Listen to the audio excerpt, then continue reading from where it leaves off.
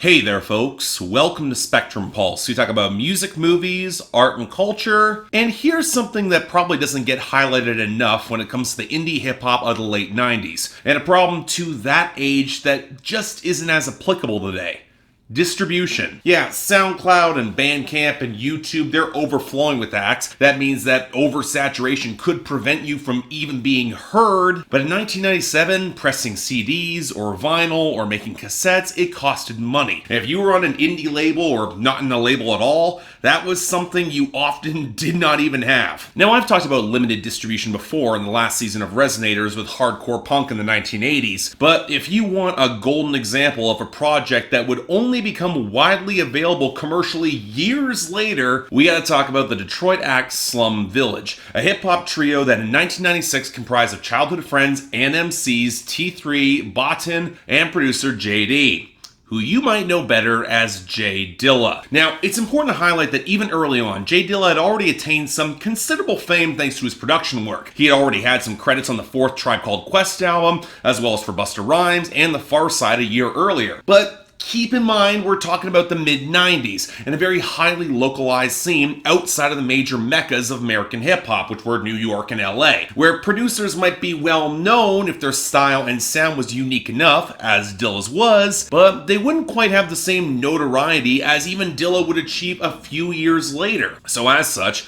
the initial run of this project was extremely limited, primarily a run of cassettes that wouldn't receive a CD or vinyl pressing into the 2000s. But if you were in the underground hip-hop scene in the late 90s, this was a project that spread like wildfire, especially in the wake of several songs getting revamped for the 2000 album that was the sequel to this. But given that we got digital distribution now, I wanted to go back to the source, back to what really set the scene on fire, and have this trio hailed as the next coming of A Tribe Called Quest. So here we go, folks. This is Fan-Tas-Tic Volume 1 by Slum Village, and this is Resonators. So here's the interesting thing that I discovered upon going through old coverage of this album, which I also observed in how this album is organized and sorted on streaming sites. If you're listening to it, you're here most likely for the early production work of J Dilla. No joke, in some places it's even slotted under the alias JD instead of Slum Village. And that's actually very telling in a surprisingly unpleasant way. Yeah folks, this is another one of those Resonator projects in which if you're looking at it in terms of legacy and what it did to establish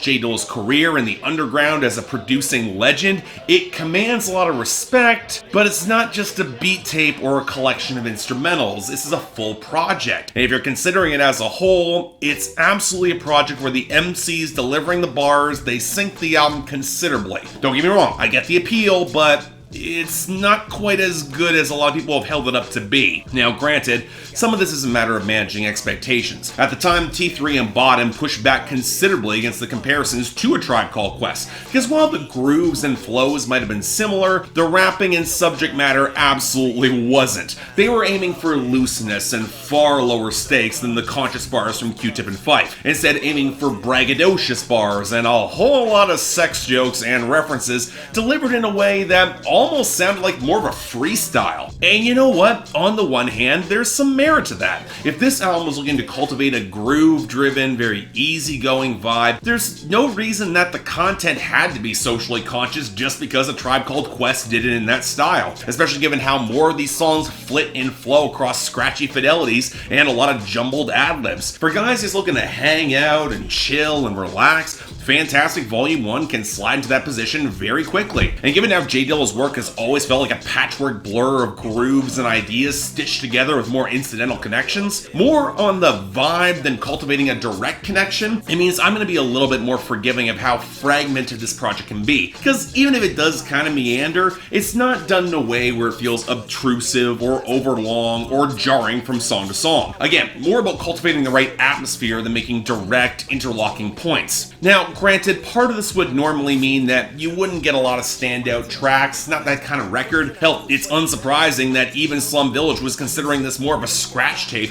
with songs that would be expanded and developed for the sequel 3 years later, like Forth and Back and I Don't Know. But you know what? There are actually some real gems here, like the dusty, gentle guitars and the supple bass of The Look of Love, or the more developed, jittery low end off of This Beat remix, or the faded whistle and clap of Forth and Back. And And you know what? There are some running instrumental motifs that I really like. The Fan-Tas-Tic callback should not work 4 times, much less called back to back between number 2 and number 3, but it actually does. And when you get the sinuous soul sample behind Players, there's a real warmth to that sample that makes it work in this context. But all that being said, when I said this sounded more like a scratch tape or like demos in a fully refined project, well, some of that is part of the charm. It's kind of hard to ignore how shaggy and tossed off a lot of the moments are, and I'm not excluding some of the production here. The volume layering can be kind of inconsistent, like with Estimate. The pickup of the vocals can range wildly in quality. How We Bullshit is not the only example of just the guys kind of goofing off in the studio, and it's hard to ignore how many of these songs are just outright unfinished, mostly because they include the second verse or even the second half of the song later on the project in a different track entry. Now, of course there were reasons for this. Interviews suggest that J Dilla assembled the beats in a matter of days. All the MCs actually built their rhymes off of nothing but a metronome, and they only had one digital audio tape machine, otherwise known as a DAT machine, so there wasn't room for a lot of retakes. And I will give the group a ton of credit for working off such a limited means with such a tight timetable. The fact it sounds even remotely credible at all is a testament to a lot of raw skill. But you know what?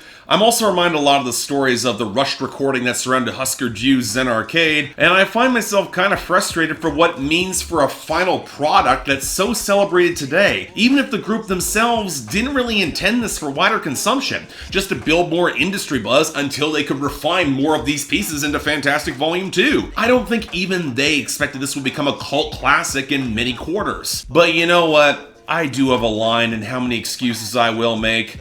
And that's where we gotta talk about the MCs. I'm not saying that T3 or Beej-N-Dem or bad rappers. Again, given the limits of how they recorded this project, it is kind of impressive, but the tribe influence is blatant, and the second you start peeling into the actual content, it rarely holds up. If they're not rapping about being hustled or being more real than a lot of their competition, it's a lot of explicit sex references, which aren't exactly delivered with the sort of slick coolness that you would hope to get over Dilla's production. From Q-Tip, I might be able to buy some of this, but not these guys. And this is where the conversation surrounding misogyny comes up with Slum Village.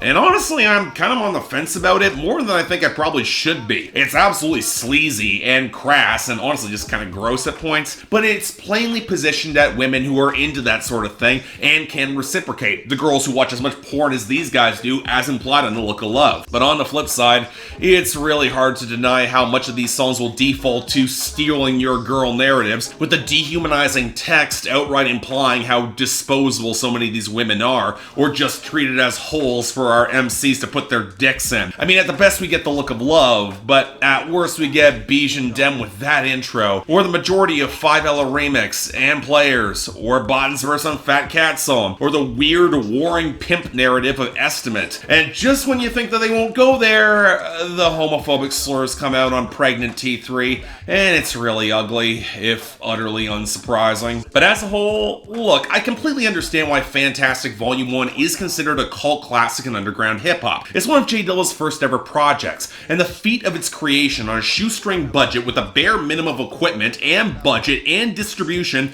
that deserves respect. And it's not something I think many of my generation will understand or appreciate in the same way. All that being said, scarcity does not equal quality, and it's hard to avoid the feeling that this was kind of a warm-up to a much more refined product that would be released much later on that would be more cohesive and hard-hitting. And even then, some of the lyrical shortcomings are kind of hard to ignore. Hell, step outside of the pornographic nature of some of these songs. I mean, once your album references a meat sock, you are in certain territory. But isolated from a lot of the grooves, there's just not a lot of wit or bars that would leap off the page. I can see how the lyricism would take an uptick when Elzai joined the group. And that kind of happens when you got an album that feels more freestyled and loose that has to work the way it is. I get why it sounds like this. And as for me, look, it's got its time and place, but it's a very strong 6 out of 10, really more for those interested in the history of J Dilla and Slum Village than for the average consumer. On grooves alone, it is worth listening to, but just temper your expectations a little bit.